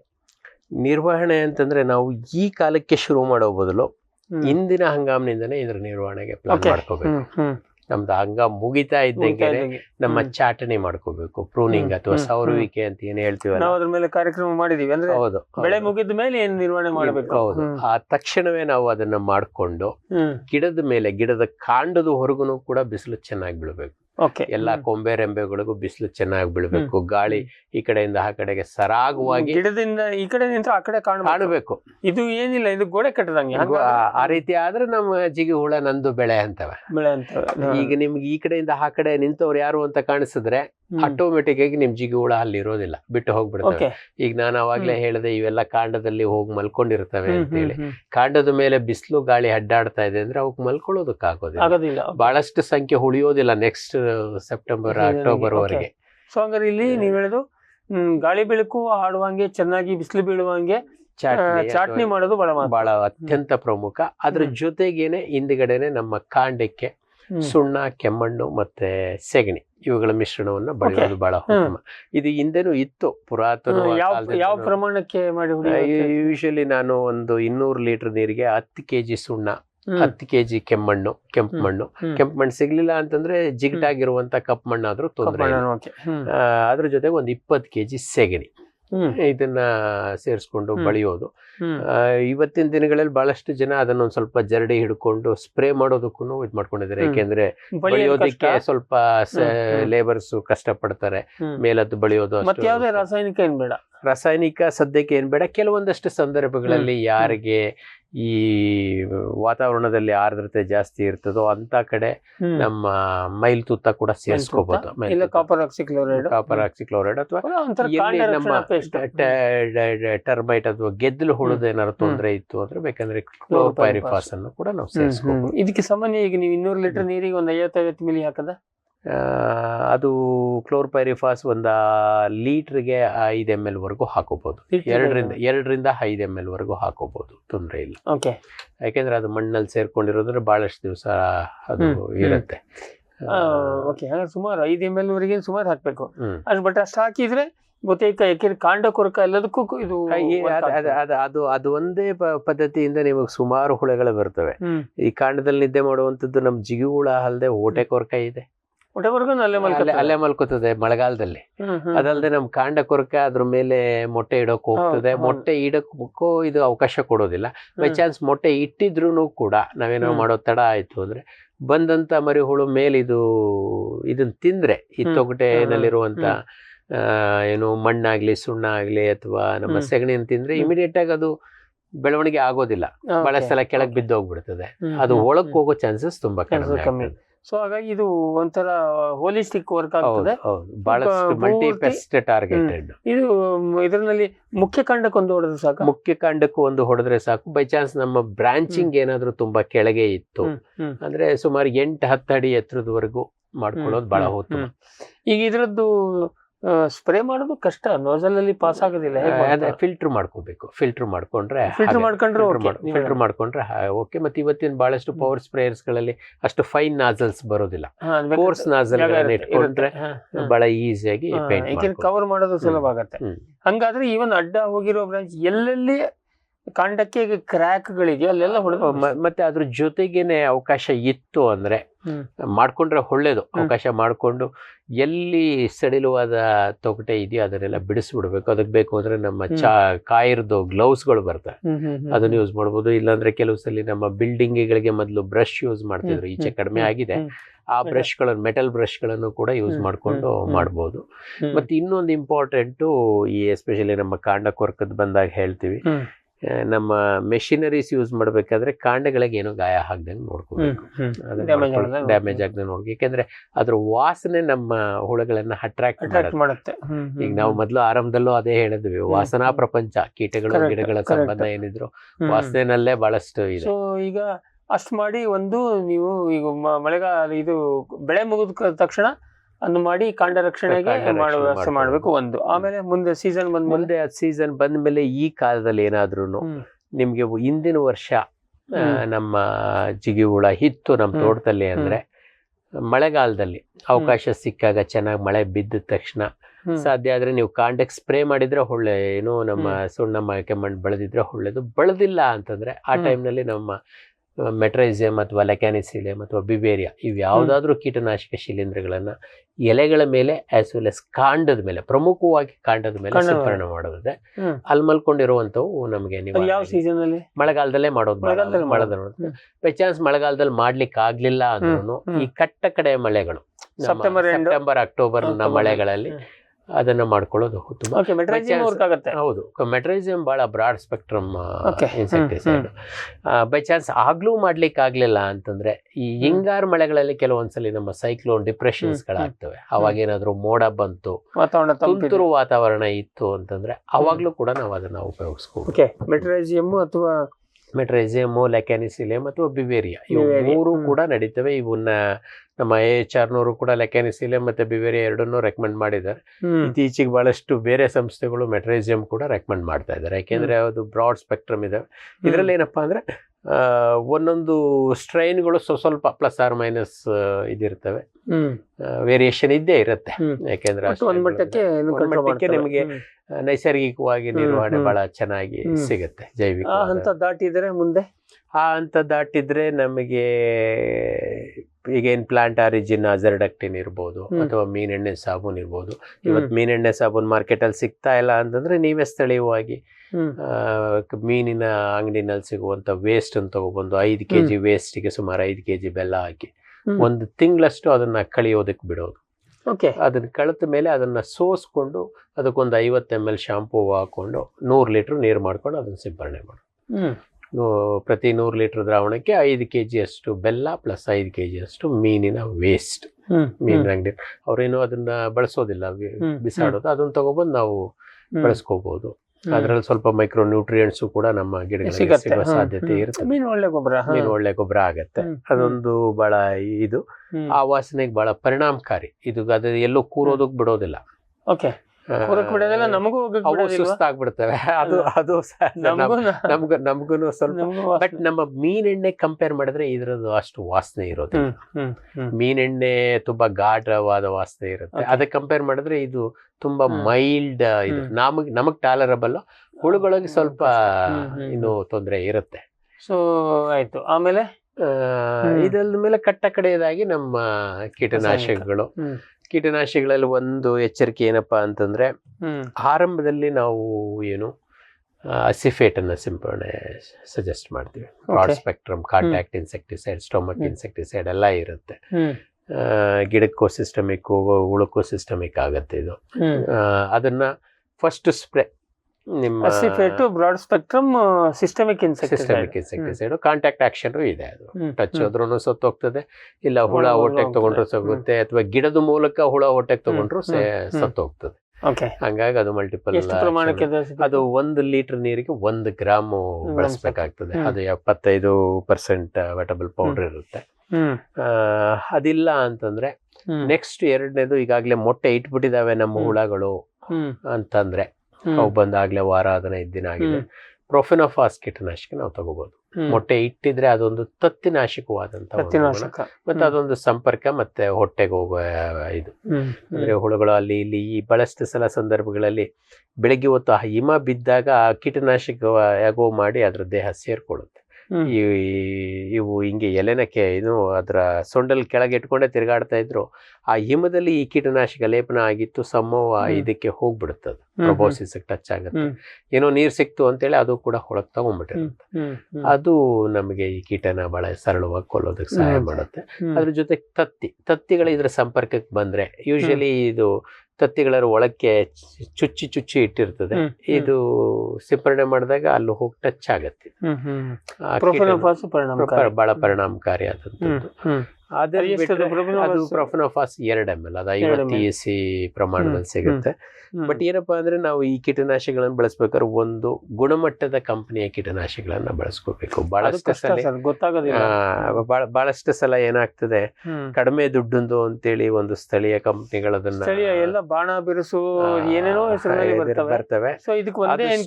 ಒಳ್ಳೆ ಗುಣಮಟ್ಟದ ಕಂಪನಿಗಳ ತಯಾರಿಕೆಗಳನ್ನ ನಾವು ಗೊತ್ತಿರುವಂತ ದೊಡ್ಡ ಕಂಪನಿ ತಗೋಬೇಕು. ಅವು ಸ್ವಲ್ಪ ಚೆನ್ನಾಗಿ ಮಾಡ್ತಾ ಇರ್ತಾರೆ. ಯಾಕೆಂದ್ರೆ ಅದನ್ನ ಇವನ್ ಆ ಕಂಪನಿಯ ಕೆಲವು ಸ್ನೇಹಿತರುಗಳೇ ವಿವರಿಸಿರೋದು.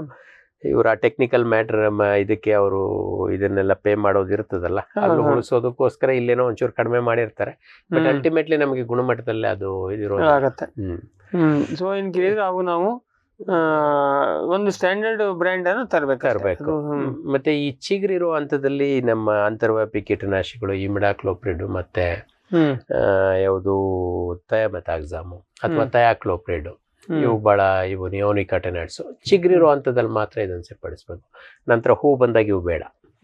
ಹೂ ಬಂದ ಅಂತರದಲ್ಲಿ ನಮಗೆ ಮತ್ತೆ ಪರಿಸರದಲ್ಲಿ ಒಂದಷ್ಟು ಜೇನುನೊಣಗಳು ಮತ್ತೆ ಬರ್ತವೆ, ಅದಕ್ಕೋಸ್ಕರ ಆ ಸಂದರ್ಭದಲ್ಲಿ ಇವನ್ನ ಅವಾಯ್ಡ್ ಮಾಡಿ ಚಿಗುರಿರೋ ಹಂತದಲ್ಲಿ ಎಳೆ ಚಿಗುರಿರುವಾಗಲೇ ಹಾಕಿದ್ರೆ ಇವು ಲಾಂಗ್ ಲಾಸ್ಟಿಂಗ್, ಆಲ್ಮೋಸ್ಟ್ 25 ರಿಂದ 30 ದಿನಗಳವರೆಗೆ ನಮಗೆ ಪರಿಣಾಮ ನೀಡುತ್ತೆ. ಹಾಗಾಗಿ ಆ ಹಂತದಲ್ಲೇ ಸಿಂಪರಣೆ ಮಾಡಿ ಕೈ ಬಿಟ್ಬಿಡೋದು ಒಳ್ಳೆಯದು. ನಂತರ ಅವಶ್ಯಕತೆ ಬಿದ್ರಷ್ಟೇ ಹೂ ಆಡೋ ಹಂತದಲ್ಲಿ ಸಾಧ್ಯ ಆದಷ್ಟು ನಮ್ಮ ಅಜರ್ಡಕ್ಟನ್ನೇ ಮತ್ತೆ ಅವಶ್ಯಕತೆ ಬಿದ್ರೆ, ಬೆಳ್ಳಿಲ್ಲ ಅಂದ್ರೆ ಬೇಡ. ಮತ್ತೆ ಕಾಯಿ ಬಂದಾಗ್ಲ ಎಳೆಕಾಯಿ ಇದ್ದಾಗ, ಎಸ್ಪೆಷಲಿ ನಮ್ಮ ಏನೋ ಒಂದು ಬಟಾಣಿ ಗಾತ್ರದ ಕಾಯಿ ಅಥವಾ ಬಟಾಣಿಯಿಂದ ಮ್ಯಾಕ್ಸಿಮಮ್ ಗೋಲಿ ಗಾತ್ರದ ಕಾಯಿ, ಈ ಹಂತದಲ್ಲಿ ಒಂದು ಸಿಂಪರಣೆ ಬೇಕಾಗತ್ತೆ, ಅನಿವಾರ್ಯ. ಆಗ ಯೂಶಲಿ ನಾವು ಎಳೆ ಚಿಗುರು, ಮೊದಲನೇ ಚಿಗುರು ಬರುತ್ತಲ್ಲ ಅದು ಒಂದು, ಅದರ ನಂತರ ನಮ್ಮ ಹೂಗೊಂಚಲು ಶುರು ಆಗ್ತದೆ. ಹೂಗೊಂಚಲು ಶುರು ಆಗೋದು ಪ್ಯಾನಿಕಲ್ ಇನಿಷಿಯೇಷನ್ ಅಂತ ಹೇಳ್ತೀವಿ, ಅದು ಒಂದು. ನಂತರ ಪ್ಯಾನಿಕಲ್ ಮ್ಯಾಕ್ಸಿಮಮ್ ಲೆಂತ್ ರೀಚ್ ಆಗ್ಬಿಡುತ್ತೆ, ಹೂಗೊಂಚಲು ಮ್ಯಾಕ್ಸಿಮಮ್ ಫುಲ್ ಬೆಳೆದಾಗ, ಆ ಒಂದು ಸ್ಟೇಜು. ಅದನ್ನ ಬಿಟ್ರೆ ನಮ್ಮ ಕಾಯಿಗಳು ಒಂದು ಇಲ್ಲ, ಬಟಾಣಿ ಕಾಳಿನಷ್ಟು ಈಚ್ಗಳಿದ್ದಾಗ ಆ 3 ಹಂತಗಳು ಬಹಳ ಕ್ರಿಟಿಕಲ್ ಹಂತಗಳು, 3-4 ಹಂತಗಳು. ಇವು 3-4 ಹಂತದಲ್ಲಿ ನಾವು ಹುಳಗಳನ್ನ ಕಡಿಮೆ ಇರೋ ರೀತಿ ನೋಡ್ಕೊಂಡ್ಬಿಟ್ರೆ ಅಂದ್ರೆ ಬೆಳೆ ನಮ್ದೆ, ಮಾರುಕಟ್ಟೆ ಎಲ್ಲ ನಾವೇ ಮಾಡಬಹುದು. ಓಕೆ, ಸೊ ಇದು ಸರ್ ಈಗ ಜಿಗಿ ಹುಳದ್ದಾಯ್ತು. ಇದು ಬಿಟ್ಟು ಈ ಹಂತದಲ್ಲಿ ಇನ್ಯಾವುದು ಮಹತ್ವದ ಈ ಹಂತದಲ್ಲಿ ಅಂದ್ರೆ ನಮ್ಮಲ್ಲಿ ಈಗಾಗಲೇ ಕುಡಿ ಕೊರಕಗಳು ನಮ್ಮ ಮಳೆಗಾಲದಲ್ಲಿ ಇದ್ವು ಅಂತಂದ್ರೆ ಅವು ಈ ಎಳೆ ಚಿಗುರುಗಳು ಬಂತು ಅಂದ್ರೆ ಮತ್ತೆ ಅವು ಶುರು ಮಾಡ್ತವೆ, ಚಿಗುರನ್ ತಿಂತವೆ. ಅಥವಾ ಚಿಗುರಿನಲ್ಲಿ ಒಳಗಡೆ ಏನು ಕಾಂಡ ಕೊರಕ, ಅವುಗಳು ಕುಡಿ ಕೊರಕಗಳು ಚಿಗುರಿನಲ್ಲಿ ಒಳಗಡೆ ಹೋಗ್ತದೆ. ಹಂಗಾಗಿ ಹೋದಾಗ ಮೇಲ್ಗಡೆ ತುದಿ ಹೋಗ್ತದೆ, ಮತ್ತೆ ಕೆಳಗಡೆಯಿಂದ ಹೊಸದಾಗಿ ಬ್ರಾಂಚಿಂಗ್ ಆಗ್ತದೆ. ಅದು ನೋಡಿದ ತಕ್ಷಣ ಗೊತ್ತಾಗ್ಬಿಡುತ್ತೆ. ಅದು ಒಂದು. ಅದು ಏನು ಅಂದ್ರೆ ಸಾಧಾರಣವಾಗಿ ಇದು ಮಳೆಗಾಲದಿಂದ ಸೆಪ್ಟೆಂಬರ್ ಅಕ್ಟೋಬರ್ ಇಂದ ಶುರುವಾಗಿ ಜನವರಿ ಫೆಬ್ರವರಿವರೆಗೆ ಬರುವಂತದ್ದು ಇದು. ಹಾಗಾಗಿ ನಮ್ಮ ಹಿಂದಿನ ಬೆಳೆ ಯಾವ್ದಿತ್ತು, ಹಂತದಲ್ಲಿ ಯಾವ್ದಿತ್ತು ಅನ್ನೋದು ನೋಡ್ಕೊಂಡು ನಾವು ಈ ಕ್ರಮವನ್ನ ನೋಡ್ಕೋಬೇಕಾಗ್ತದೆ. ಅದಲ್ದೇನೆ ಕೂಡ ಕಾಯಿ ಕಚ್ಚಿದ ಮೇಲೆ ಇತ್ತೀಚಿನ ದಿನಗಳಲ್ಲಿ ಬಹಳ ಜಾಸ್ತಿ ಆಗ್ತಾ ಇರುವಂತ ಒಂದು 3-4 ಹಣ್ಣಿನ ಕೊರಕಗಳು, ಹಣ್ಣು ಅಥವಾ ನಾವು ಕಾಯಿ ಕೊರಕಗಳು ಅಂತ ಹೇಳಿದ್ರೆ, ಯಾಕೆಂದ್ರೆ ಈ ಕಾಯಿಗಳೇ ಇವು. ಅದರಲ್ಲೂ ಪ್ರಮುಖವಾಗಿ ಸಿಟ್ರಿಪೆಸ್ಟಿಸ್ ಅನ್ನುವಂಥದ್ದು, ಇದು ನಮ್ಮ ಗೇರ್ಗೂ ಬರುವಂಥದ್ದು, ಹಣ್ಣು ಮತ್ತೆ ಬೀಜ ಕೊರಕ ಅಂತ ಹೇಳ್ತೀವಿ. ಇತ್ತೀಚೆಗೆ ಕಳೆದ ಒಂದು 1 ದಶಕದಿಂದ ಈಚೆಗೆ ಇದ್ರ ಹಾವಳಿ ಹೆಚ್ಚಾಗಿದೆ. ಮಾವಿನಲ್ಲಂತೂ ಇದು ದಿನೇ ದಿನೇ ಇನ್ನೂ ವಿಸ್ತೀರ್ಣ ಜಾಸ್ತಿ ಮಾಡ್ಕೋತಾ ಇದೆ. ಈ ವರ್ಷ ಈ ಡಿಸ್ಟಿಕ್ ಅಲ್ಲಿ ಕಂಡ್ರೆ ಮುಂದಿನ ವರ್ಷ ಇನ್ನೂ ಪಕ್ಕ ಡಿಸ್ಟಿಕ್ ಹರಡ್ತಾ ಇದೆ. ಅದಲ್ಲದೆ ಇನ್ನೂ 1-2 ಜಾತಿ ಕಾಯಿ ಕೊರಕಗಳು ಇದಾವೆ. ಬಟ್ ಇವಿನ್ನೂ ಅಷ್ಟು ವಾಣಿಜ್ಯ ಮಟ್ಟಕ್ಕೆ ಬಂದಿಲ್ಲ. ಬಟ್ ನಾವು ಎಚ್ಚರಿಕೆಯಿಂದ ಇರಬೇಕು. ಯಾರಿಗಾದ್ರೂ ಏನೋ ಭಿನ್ನವ ಕಾಣಿಸಿದ್ರೆ, ಏನೋ ಕೆಲವೊಂದಷ್ಟು ಕಾಯಿಗಳು ಕೊರೆದ್ರೆ ಅಲ್ಲಿ ರಂಧ್ರಗಳು ನೀಟಾಗಿ ಕಾಣಿಸ್ತವೆ, ಅಥವಾ 2-3 ಕಾಯಿಗಳು ಜೊತೆಲಿದ್ರೆ ಅವೆರಡನ್ನು ನಡುವೆ ನಮಗೆ ಈ ಹುಳಗಳಿರೋದು ಕಾಣಿಸುತ್ತೆ.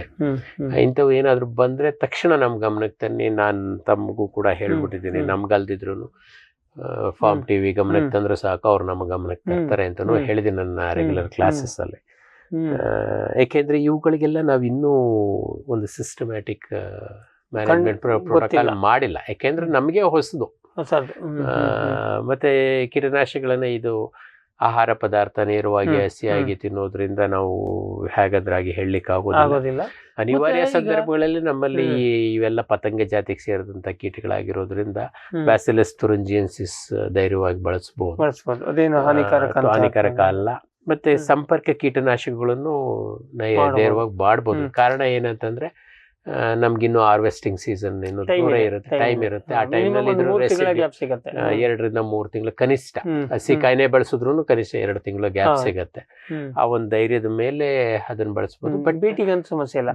ಆದ್ರೆ ಸರ್, ಈಗ ಜಿಗಿ ಹುಳಕ್ಕೆ ನಾವು ಮಾಡಿದ ಸಿಂಪಡಣೆಯಿಂದ ಇವು ಕಂಟ್ರೋಲ್ ಬರ್ಲಿಕ್ಕಿಲ್ವಾ? ಕೆಲವೊಂದಷ್ಟು ಬರ್ತವೆ. ಈಗ ನಮ್ಮಲ್ಲಿ ಥಯೋಮೆಥಾಕ್ಸಾಮ್ ಆಗಿತ್ತು, ಅಥವಾ ಸಿಫೇಟ್ ಆಗಿತ್ತು, ಪ್ರೊಫೆನೋಫಾಸ್, ಇವುಗಳೆಲ್ಲ ಕುಡಿ ಕೊರಕನ್ನು ನಿವಾರಣೆ ಮಾಡುತ್ತೆ. ತದನಂತರ ನಮ್ಮ ಅಜರ್ಡಕ್ಟಿನೂ ಕೂಡ ಇದಕ್ಕೆ ಬಹಳ ಪರಿಣಾಮಕಾರಿಯಾಗಿ ಕೆಲಸ ಮಾಡುತ್ತೆ, ಯಾವುದು ಕಾಯಿ ಕೊರಕಗಳಿಗೆ. ಯಾಕೆಂದ್ರೆ ಇವೆಲ್ಲ ಹೊರಗೇನೆ ಎಕ್ಸ್ಪೋಸ್ ಆಗಿರುತ್ತೆ, ಹೊಳಕ್ ಹೋಗಿರೋದಿಲ್ಲ. ಕಾಯಿನೂ ಸಣ್ಣದೇ ಇರುತ್ತೆ. ಯಾವುದೋ ಒಂದು ಸಂದರ್ಭದಲ್ಲಿ ಒಂದು ಕಾಯಿಂದ ಇನ್ನೊಂದು ಕಾಯಿಗೆ ಅದು ಹರಿದಾಡೋದಕ್ಕೆ ಹೊರಗೆ ಬಂದಿರುತ್ತೆ. ಅಂತ ಟೈಮ್ನಲ್ಲಿ ಈ ಕೀಟನಾಶಕಗಳ ದಾಳಿಗೆ ಅದು ಒಳಗಾಗ್ತದೆ. ಅದ್ರ ಇದಕ್ಕೆ ಸಿಕ್ಕು ನಾಶ ಹೊಂತದೆ, ಅಷ್ಟೇನು ತೊಂದರೆ ಇಲ್ಲ. ಬೇಕಾಗಿಲ್ಲ. ಅಂದ್ರೆ ಏನು, ಆ ಒಂದು ಶೆಡ್ಯೂಲ್ ನಲ್ಲಿ ನಾವು ಒಂದ್ ಸ್ವಲ್ಪ ಅಡ್ಜಸ್ಟ್ಮೆಂಟ್ ಮಾಡ್ಕೊಂಡು ಈ ಒಂದು ಕೀಟನಾಶಕ ನಾವು ಏನು ಹೇಳಿದೀವೋ ಅದನ್ನ ಅಲ್ಲಿ ಸೇರಿಸ್ಕೊಂಡ್ಬಿಟ್ರೆ ಅನುಕೂಲ ಆಗುತ್ತೆ. ಬಟ್ ಬ್ಯಾಸಿಲಸ್ ತುರಿಂಜಿಯನ್ಸಿಸ್ ನಮ್ಮ ಜಿಗಿಹುಳಕ್ಕೆ ಸಹಾಯ ಮಾಡೋದಿಲ್ಲ. ಅದೊಂದು ಎಚ್ಚರಿಕೆ ಇಟ್ಕೋಬೇಕು. ಅದನ್ನ ಮಾಡಿದೀನಿ ಅಂತೇಳಿ ಬಿಟ್ಬಿಡೋದಲ್ಲ. ಜಿಗಿಹುಳು ಕೆಲಸ ಮಾಡೋದು ಇದೇನಿದ್ರು ಪತಂಗ ಜಾತಿಗೆ ಸೇರಿದಂತ ಕೀಟಗಳಿಗೆ ಮಾತ್ರ ಸಹಾಯ ಮಾಡುತ್ತೆ. ಸೊ ಅದ್ರಲ್ಲಿ ಮತ್ತೆ ಅಥವಾ ಏನೋ ಕಾರಣಕ್ಕೆ ನಮಗೆ ಜಿಗಿಹುಳ ಬಂದಿಲ್ಲ, ಹಂಗ ನಾವು ಜಿಗಿಹುಳದ ಏನು ಮಾಡಿಲ್ಲ ಅಂತಂದ್ರೆ ಅವಾಗ ನೀವು ಸ್ವಾಭಾವಿಕವಾಗಿ ಈ ಒಂದು ಕೀಟನಾಶಕಗಳನ್ನು ಮಾಡ್ಬೇಕಾಗ್ತದೆ. ವೀಕ್ಷಕರು, ಇಷ್ಟೊತ್ತು ನಮ್ಮ ಚರ್ಚೆಯನ್ನು ನೋಡಿದ್ರಿ. ಈಗ ಮಾವಿನ ಸೀಸನ್ ಶುರುವಾಗಿದೆ. ನಮಗೊಂದು ಸಣ್ಣ ಆಸೆ ಏನಂದ್ರೆ, ನಮ್ಮ ರೈತರೆಲ್ಲರೂ ಜಿಗಿಹುಳ ಎಲ್ಲ ನಿಯಂತ್ರಣ ಮಾಡಿ ಮಾವಿನ ಹಣ್ಣು ಸಾಕಷ್ಟು ಬಂದ್ರೆ ಈ ವರ್ಷ ನಾನು ಸ್ವಲ್ಪ ರೇಟ್ ಕಡಿಮೆ ಆಗ್ಬೋದು ಅಂತ. ಹೋದ ವರ್ಷ 150 ರೂಪಾಯಿ ಒಳಗೆ ಸಿಗಲಿಲ್ಲ ಒಳ್ಳೆ ಹಣ್ಣು ಗ್ರಾಹಕರಿಗೆ. ನಾವು ಒಬ್ಬ ಗ್ರಾಹಕರಾಗಿ ಹೋದ ವರ್ಷ ಹೂ ಬಂದಿತ್ತು, ಬಟ್ ಆ ಮಟ್ಟಕ್ಕೆ ಮಾರ್ಕೆಟಲ್ಲಿ ಹಣ್ಣು ಬರಲಿಲ್ಲ. ಮತ್ತೆ ಸೀಸನ್ ಟೋಟಲ್ ಲೆಂತ್ ಬಹಳ ಕಡಿಮೆ ಹೋಲಿಕೆ ಮಾಡಿದ್ರೆ. ಹಾಗಾಗಿ ಮಾವಿನ ಹಣ್ಣು ಹೋದ ವರ್ಷ ತಿಂದಿದ್ದು ಸಮಾಧಾನ ಆಗಲಿಲ್ಲ. ಈ ವರ್ಷ ಆದ್ರೂ ಈಗಲಿಂದನೇ ಜಿಗಿಹುಳ ಎಲ್ಲದನ್ನೂ ನಿಯಂತ್ರಣ ಮಾಡಿ ಸಾಕಷ್ಟು ಮಾವಿನ ಹಣ್ಣು ಬರಲಿ. ಯಾಕೆಂದ್ರೆ ಈ ವರ್ಷ ಒಣ ವಾತಾವರಣ ಇದೆ. ಯಾವುದೇ ಕಾರಣಕ್ಕೂ ಆ ದೃಷ್ಟಿಯಿಂದ ಚೆನ್ನಾಗಿದೆ ಮಾವಿನ ಬೆಳೆ. ಈ ತರ ಒಣ ಪೂರಕವಾಗಿದೆ. ಮಾವು, ಗೋಡಂಬಿ ಮತ್ತೆ ದಾಳಿಂಬೆ ಎಲ್ಲದಕ್ಕೂ ಈ ವರ್ಷ ಪೂರಕ ಇದೆ, ಮಳೆ ಕಡಿಮೆ ಇದ್ದಿದ್ದಕ್ಕೆ. ಹಾಗಾಗಿ ಈ ವರ್ಷ ಸೀಸನ್ನು ಆನ್ ಇಯರ್ ಇರ್ಬೋದು ಅಂತ ಅಂದ್ಕೊಂಡು. ಆದ್ರೆ ಜಿಗಿಹುಳ ಇಲ್ಲಿ ನಾವೊಂದು ಅಬ್ಸರ್ವ್ ಮಾಡೋದೇನೆಂದ್ರೆ, ವಿಜ್ಞಾನಿಗಳನ್ನ ಬೈಯೋದು ಈಗ ಒಂಥರ, ನಾನು ಹಿಂದಿನ ಪತ್ರಿಕೆಯಲ್ಲಿ ಬರೆದಂಗೆ ಅದೊಂದು ರೋಗ, ಅದು ಒಂದು ನಮೂನಿ ರೋಗ ಬಂದಿದೆ. ಅದು ರೈತರಿಗೆ ಬಂದಿರುವಂಥ ರೋಗ. ಈಗ ನೋಡಿ, ಈಗ ಡಾಕ್ಟರ್ ರಾಮೇಗೌಡ ಹೇಳುವಾಗ ಮೊದಲೇ 3-4 ಹಂತದಲ್ಲಿ ರಾಸಾಯನಿಕ ರಹಿತವಾದ ಕ್ರಮಗಳನ್ನು ಹೇಳಿ ಕಡೆಯದಾಗಿ ರಾಸಾಯನಿಕವನ್ನು ಹೇಳ್ತಾರೆ. ಇದನ್ನು ನೀವೆಲ್ಲ ಮುಂಚಿನೆಲ್ಲ ಕೇಳೋದು ಬಿಟ್ಕೊಂಡು, ಮೀನೆಣ್ಣೆನ ಅದೆಲ್ಲ ಬಿಟ್ಕೊಂಡು ನೀವು ಏಕದಮ್ ಪ್ರೊಫೆನೋಫಾಸ್ ತಂದು ಸಿಬೇಟೆ ತಂದು ಹೊಡೆದ್ರೆ ಅದಕ್ಕೆ ರಾಮೇಗೌಡರು ಜವಾಬ್ದಾರಿ ಆಗೋಕ್ಕಾಗೋದಿಲ್ಲ. ಹಾಗಾಗಿ ಇದರಲ್ಲಿ 2 ಕಡೆಯಿಂದ ಸಹಕಾರ ಬೇಕು. ವಿಜ್ಞಾನಿಗಳಿಗೆ ಸ್ವಾಭಾವಿಕ ಇವೆಲ್ಲ ಎಕ್ಸ್ಪೋಜರ್ ಇರುತ್ತೆ, ಅಥವಾ ಅವರು ರಿಸರ್ಚ್ ಮಾಡೋಗಿ ಇದೆಲ್ಲ ಮಾಡಿರ್ತಾರೆ. ಅದರಲ್ಲೂ ಈಗಂತೂ ನೀವು ಏನೇ ಮಾಡೋದಾದ್ರೂ ಇಂಟಿಗ್ರೇಟೆಡ್ ಪೆಸ್ಟ್ ಮ್ಯಾನೇಜ್ಮೆಂಟೇ. ಹಳೆ ಕಾಲದಾಗ ಅದು ಮತ್ತು ನೆನ್ಪಿಟ್ಕೊಳ್ಳಿ, ಪೆಸ್ಟ್ ಕಂಟ್ರೋಲ್ ಹೇಳೋಕ್ಕೆ ಮಾತಿಲ್ಲ, ಏನಿದ್ರು ಮ್ಯಾನೇಜ್ಮೆಂಟ್. ಅದು ಪದ್ಧತಿ ಬಂದಿದೆ. ಹಾಗಾಗಿ ಸಂಶೋಧನೆ ಅಂತಲ್ಲೆಲ್ಲ ಆಗಿರುತ್ತೆ. ಅದನ್ನು ಬಳಕೆಗೆ ಬರುವಾಗ ಜನರಿಗೆ ಹಿಂಗೆ ಪಟ್ ಅಂತ ಹೊಡೆದ ತಕ್ಷಣ ಅದು ಸತ್ತೋಗ್ಬಿಡ್ಬೇಕು ಅಂತ ಅಟಿಟ್ಯೂಡ್ ಇದ್ದರೆ ಅವಾಗ ರಾಸಾಯನಿಕಕ್ಕೂ ನೇರವಾಗಿ ಹೋಗುವಂಥ ಪರಿಸ್ಥಿತಿ ಬರುತ್ತೆ. ಇವತ್ತು ನಾವು ಈಗ ಮಾತಾಡಿರೋದು ನಿಮಗೆ ಸಕಾಲಿಕ ಆಯಿತು ಅಂತ ಅನ್ಕೋತೀವಿ. ಈಗ ಮಾವಿನ ಹೂವು ಬರ್ತಾ ಇದೆ. ಇಷ್ಟೊತ್ತು ನಮಗೆ ಮಾಹಿತಿ ಕೊಟ್ಟಿದ್ದಕ್ಕೆ ಡಾಕ್ಟರ್ ರಾಮೇಗೌಡರಿಗೆ ನಿಮ್ಮೆಲ್ಲರ ಪರವಾಗಿ ಮತ್ತು ನಮ್ಮ ವಾಹಿನಿಯ ಪರವಾಗಿ ಧನ್ಯವಾದವನ್ನು ಹೇಳೋಕ್ಕೆ ಇಷ್ಟಪಡ್ತೀವಿ. ವೀಕ್ಷಕರೇ, ಇದನ್ನ ಸಮರ್ಥವಾಗಿ ಬಳಕೆ ಮಾಡ್ಕೊಳ್ಳಿ. ಈ ವರ್ಷ ಹೆಚ್ಚಿನ ಮಾವಿನ ಹಣ್ಣು ಬೆಳೆದು ನಮಗೂ ಸ್ವಲ್ಪ ಕೊಡಿ ಅಂತ ಹೇಳ್ಕೊಂಡು ಇವತ್ತಿನ ಜ್ಞಾನಿ ವಿಜ್ಞಾನಿ ಕಾರ್ಯಕ್ರಮವನ್ನು ಈ ಕಂತನ್ನು ಮುಗಿಸ್ತಾ ಇದ್ದೀವಿ. ನಮಸ್ಕಾರ. ಈ ಕಾರ್ಯಕ್ರಮದ ಪ್ರಾಯೋಜಕರು ಜೈನ್ ಇರಿಗೇಷನ್ ಸಿಸ್ಟಮ್ಸ್ ಲಿಮಿಟೆಡ್, ಜಾಗತಿಕ ತುಂತುರು ಮತ್ತು ಹನಿ ನೀರಾವರಿ ಉಪಕರಣಗಳ ಉತ್ಪಾದಕರು, ಬೇಸಾಯ ತಂತ್ರಜ್ಞಾನ ನಿರೂಪಕರು ಹಾಗೂ ರೋಗರಹಿತ ಟಿಶ್ಯೂ ಕಲ್ಚರ್ ಗಿಡಗಳು. ಕ್ಯಾಡ್ಬರೀಸ್, ಕೋಕೋ ಬೆಳೆಸಿ ಅಧಿಕ ಆದಾಯ ಗಳಿಸಿ.